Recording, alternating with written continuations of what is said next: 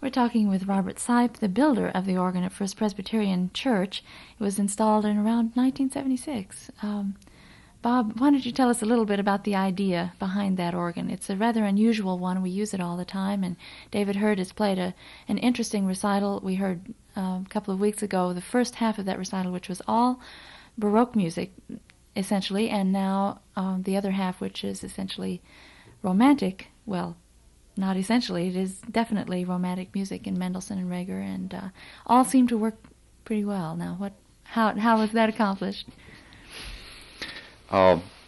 Well, I suppose this is the kind of organ that many people say can't be built today, and that is an eclectic style of instrument. Which means it can play more than one kind of music. It's something that I believe in, and a lot of organists still believe that way, and as long as they're going to play a wide variety of literature, then the instrument should, be able to do that. And yet it has organ reform qualities about it. I mean, it's mechanical. Right. It has a wonderfully good to the touch feel about it. Well, the mechanical action, of course, is a tradition that's centuries old. It's tried and proven from a very practical standpoint.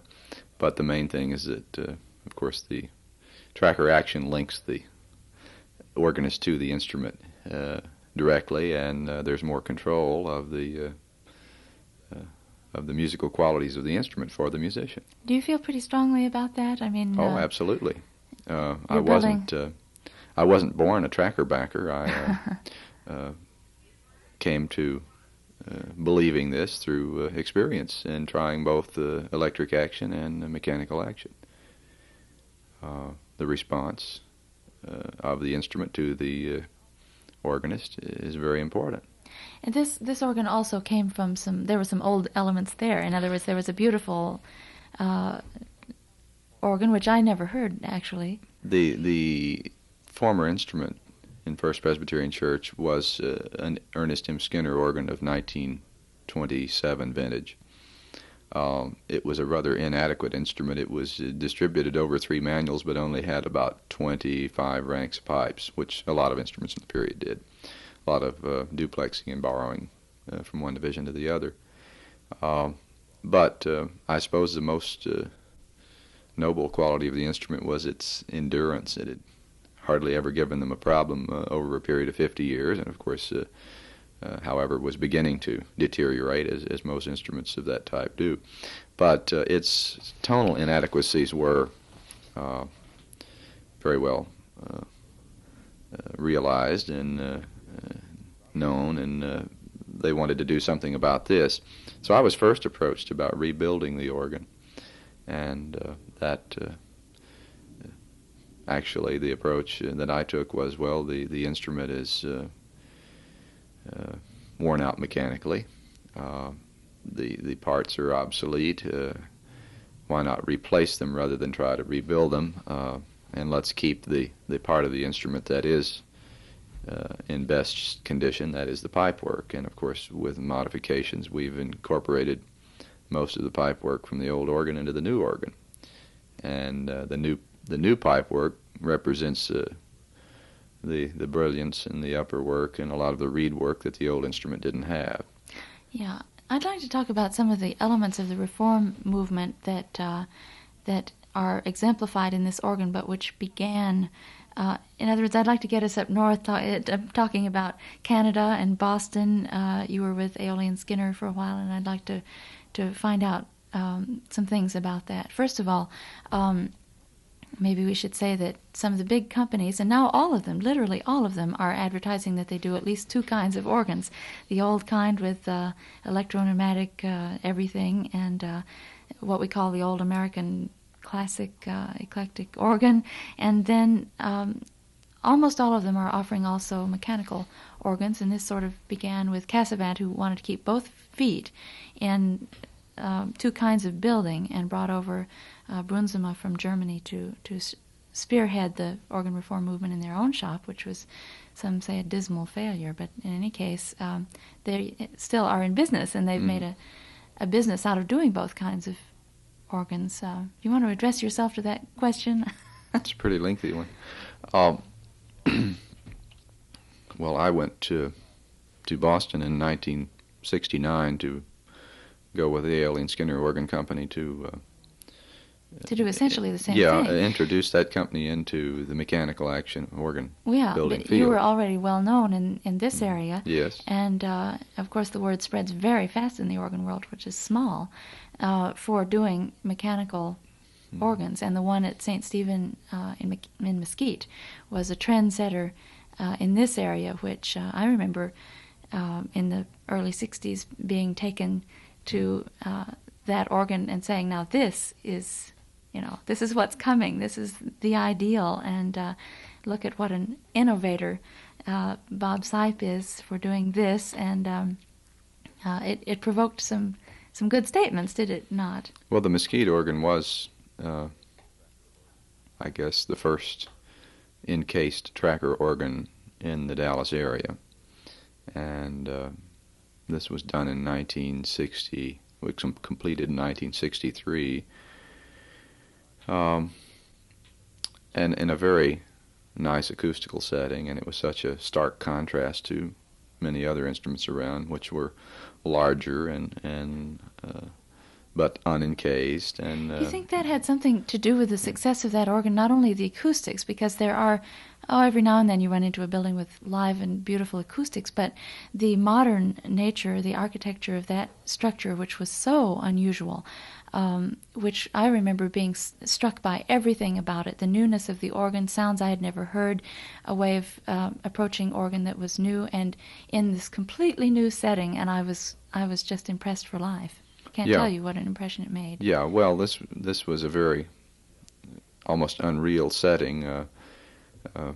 I took my first trip to Europe the summer that organ was being built, and actually returned with a lot of impressions that I felt like, well, this is the first time really in this country we've had sort of a European setting for a building, but it was quite modern, and a lot of the German and Dutch and French contemporary buildings have this same feeling to them. And for people who don't know what that building looks like, it looks like a molehill, sort of. Well, it's free-form concrete, and the inspiration for that building was Corbusier, the chapel at Ronchamp. But not so much the design, but the things that are most interesting about this is you're taking just rather straightforward materials, concrete, which most of that building is concrete. Of course, we have other buildings with concrete and wood or brick or stone. These are the materials that lend themselves to a better acoustical environment, which we all know, and a space which is void of absorptive materials which inhibit the sound of the organ. So this was the first time, of course, we'd ever been confronted with a situation where the room was a glorious sound in itself. Well, the whole was a great thing for the area. Did it not spark a comment? You can tell me if this is true. That someone said that after this point, in 10 years or 20 years, I forgot, 10 years maybe, there would be only two kinds of organs: mechanical, and for those who care, and electronic for those who don't. Did you hear that? That came during a talk, the 1966 Midwinter Conclave, when the organ was well, it wasn't the first time it was heard, but our friend Don Willing, who played the recital at that time, he was coming from Boston to play for the convention, and I believe he's the one that made the statement that, well, to look to the future, that predicted in 20 years there would be two kinds of organs: mechanical action organs for those who care, and electronics for those who don't. He's good at saying prophetic things, I think. He wouldn't mind her saying that, I know. Let's get you to Boston now. We mentioned Boston. Yes, we touched on that, and we got off of it. But so you went to Ailey and Skinner, who was, it was the company in this country, Cassavant was in Canada and so forth. There are other large companies which had good reputations. Aeolian Skinner was the top as far as reputation was concerned in this country. They were considered to be the elite of the larger organ manufacturers. People felt like, well, if you can afford it, the best is Aeolian Skinner, and if you're willing to wait for a long delivery time, etc. So they enjoyed a good reputation for a good number of years. What happened? But, was it the idea that... I don't know, oncoming... The company changed over many years. There were those who believed that Ernest M. Skinner was the greatest organ builder that ever lived, and a lot of those people, after Ernest Skinner left the company in 1932 or whenever it was, abandoned that company. And then, of course, there came J. Donald Harrison and his following, and then he died in 1956, and he was succeeded by Joseph Whiteford, so, the changes took place, different followings, ideas. There were those who had great expectations of Whiteford filling the place of Harrison, and who stayed along to sort of see, if this trend was going to continue, but then, jumped off the bandwagon at some point or another. So then in 1966, Whiteford left the company, and it was under the leadership of Donald Gillette, who's now with the Moeller Company. Right. So personalities change, and the company likewise. But I'm not asking you really to point a finger at a person. Oh. I don't think I am, and say I that... thought we were primarily... I see you were talking more or less about what happened to the company. Yeah, in a large way, because, we should say, for those who don't know, Aeolian Skinner is no longer in business, and some people think that this is very important, Yep. that company was susceptible to some kind of movement or the rug being pulled Changing out from... times. Changing times. Well... I think those of us who are in the arts know that it seems that hard times money-wise and the arts go hand in hand. And certainly organ building is an art, and it seems that why, should the very elite in the field be the ones who have the hardest time to survive, but I think they have the farthest to fall. That's right. And the most at stake, I guess. The way I've always looked at it was that the Aeolian Skinner Company was one of the few companies that was willing, even though they charged a very high price, to give the quality back to the customer, dollar for dollar, and sometimes even more, rather than putting it in their pockets. And you will look and see that the companies who seem to be the best financially off are those who are perhaps not held as artistically high as was Aeolian Skinner. But I think the fact that it was guided for so long purely by artists rather than business people, the company has always had, in its entire history, a rocky financial basis, in contrast to their other companies that were competing with them.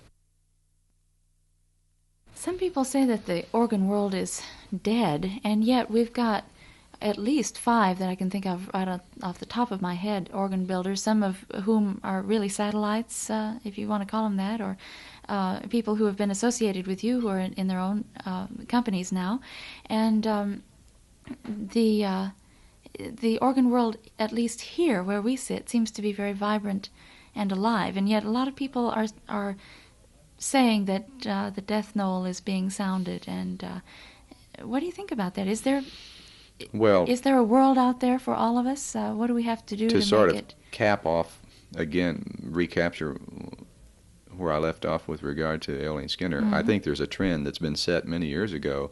If you look back in history, big names like Kimball Organ Company, the Kilgan Organ Company, the Este Organ Company, Pilcher, all have fallen at different times. Of course, a lot of those fell victim to after the Second World War, because a lot of organ companies were not even building organs during that time.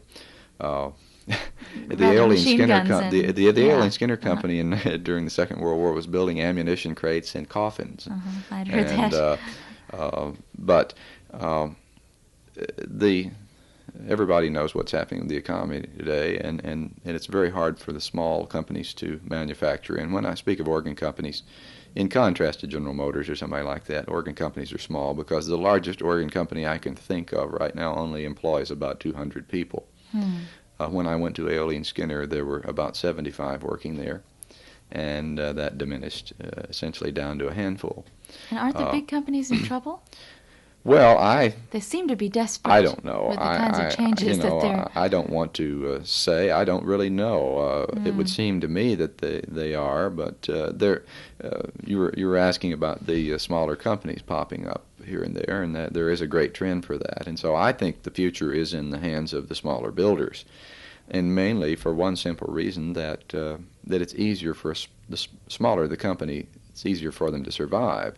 When you're going through economic hard times, if you're carrying a bigger load, it's hard to keep it going, and that's exactly what happened at Aeolian Skinner.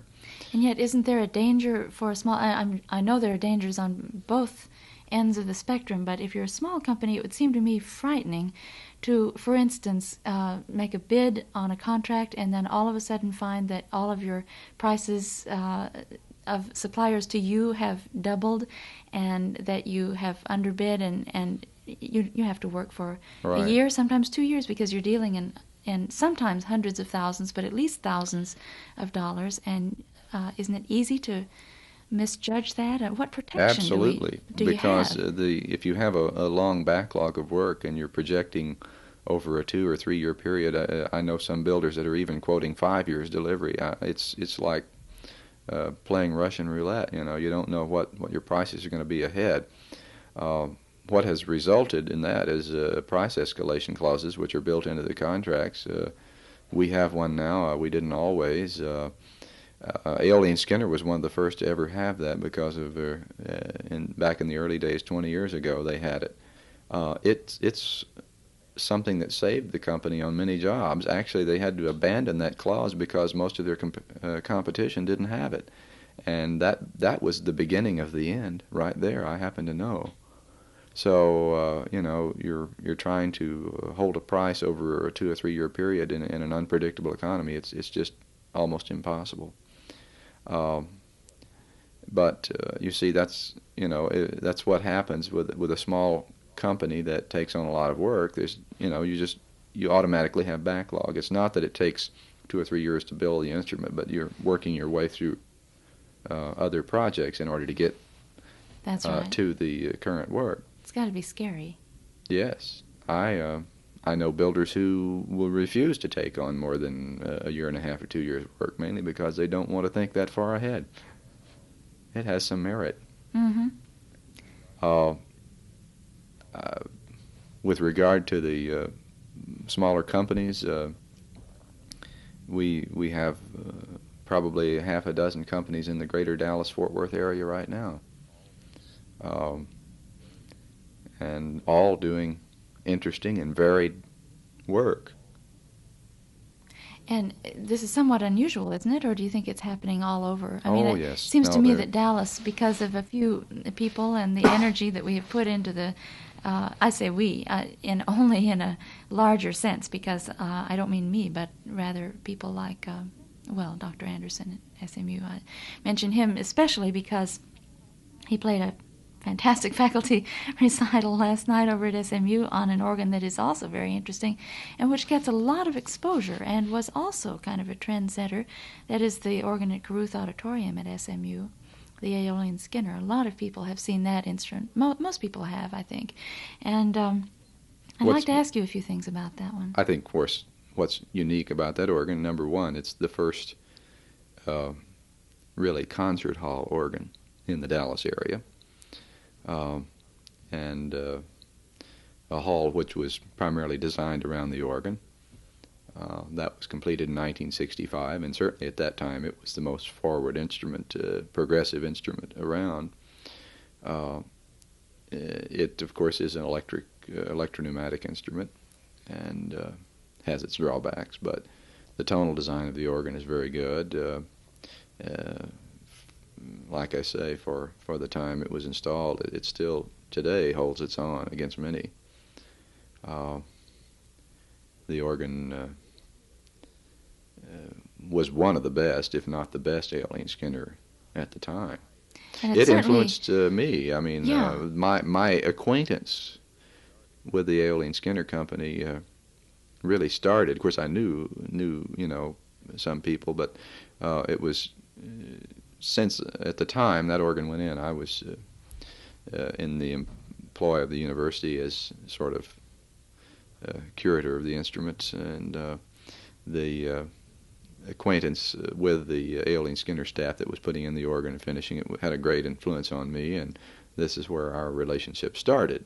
It's a good thing that being such a prominent organ, that it was such a successful organ and such a forward-thinking organ for the time. I mean, now we look at it and we see all these encased organs and the organs that have been the result of a very strong movement since those days when that Carruth organ went in, and yet we still hear half of the recitals there, and we love it. I mean, it is very representative of the period, and it stands in a way with both feet in both eras. I mean, you can just look at it and see lots of history.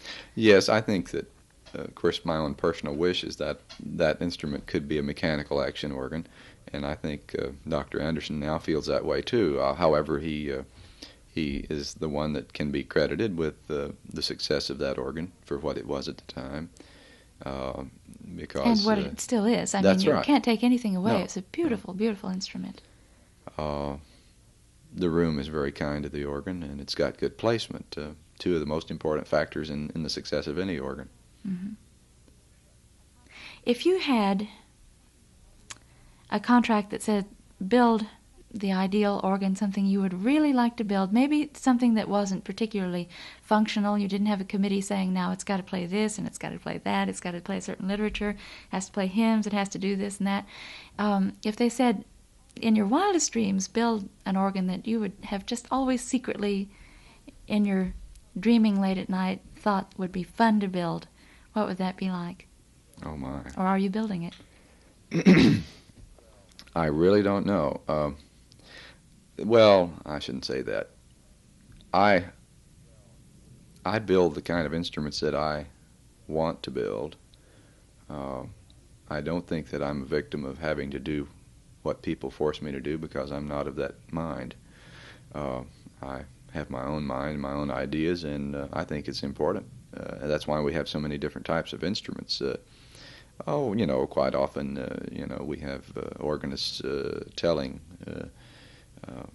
organ builders how they should build, and I think that in your earlier days, you're a little more subject to the whims of other people. Is it hard for organ builders to get free?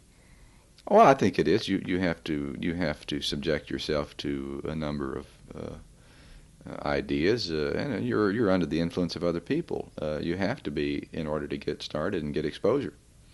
But I like to think that I've served my time now in that regard, and that I am pretty well free to do what I want to do. You must be happy if the organ of your dreams is the organ that you're building. Well, not necessarily, because I still am forced now and then to have to work in a less than desirable acoustical setting. I think that if I were going to dream what to fulfill my dreams would be to hope that I never had to build another organ in a lousy room, or I never had to build another organ with poor placement. These are the compromises that we tend to make as organ builders more often than not.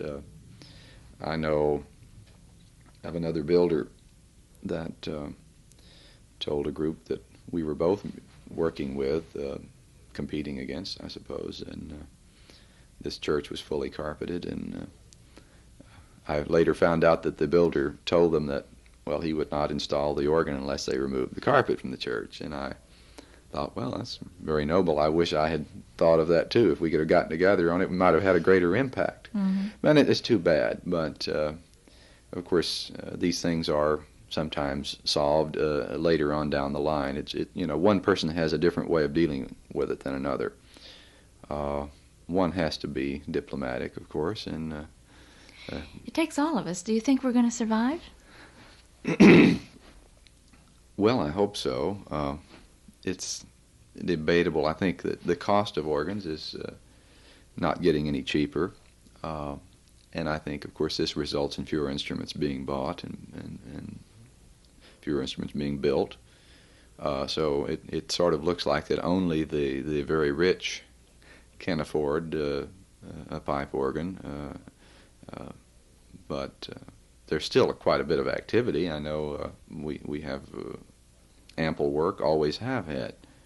And what do you think about the government, like in France, in Europe, sometimes, well, of course, all the northern Germanic countries, the government gets involved, the state gets involved, but even in France, Paris, the city government in Paris has redone Saint-Eustache, and they're getting into the pipe organ business over there. Yes.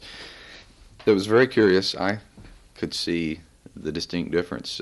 My first trip to Europe was in 1963, and it was an awakening, just the sheer fact that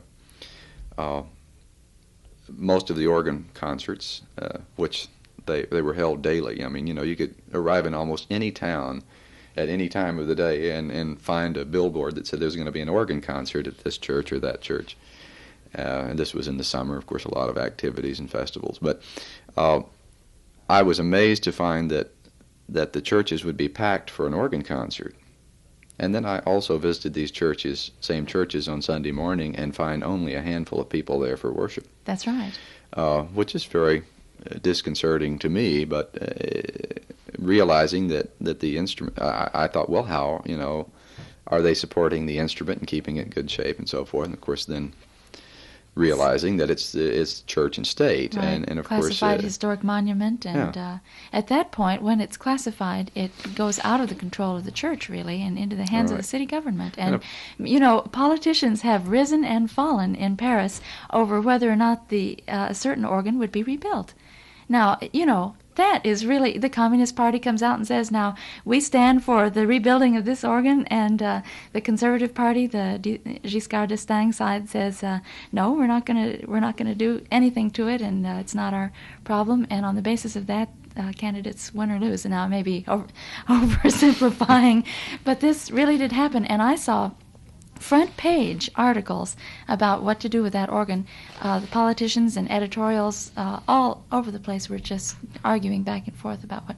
That's a real interesting phenomenon, I think. And maybe. Well, of course, I would say that it accounts for there being so many successful instruments still going strong in Europe and kept in good shape. It's more than we can say for so many in this country that are in a sad state of disrepair. Well, I'm certainly not advocating that the government take over the organs in the churches. Nor am I. But it's, I suppose it's been the only way they could keep them, and there are a lot of monuments that are worth preserving and couldn't be preserved otherwise. Well, they came to a crisis point, and they saw these beautiful instruments. It's something we don't know what the future holds here, but, like I say, until our economy settles down and looks better. I mean, there's perhaps for all the arts, many, and this is part of it, something that we have to. There's foundation money. I mean, why not? That's true. Yeah. Why not? Right. Well, we wish and we hope, but our primary customers are churches and universities. The universities, we do one university job to about 9 church jobs, and that says something, of course. But they're both restrictive in their own ways. Yes. The universities, of course, most of the universities that are buying organs now, it seems like, are private universities or church-supported. But that's slowed down a great deal. So the churches generally, of course, take care of their own needs first before, going a step further and maybe helping the school buy an instrument. But yeah, I didn't know we were going to get into all of this, but we need to go. Thank you for being here, and let's continue this. We're on a good subject. I hate to cut it off, but we really do need to. Well, I'm to glad stop to be for here. Today. Enjoyed it. But let's continue this. Thank you.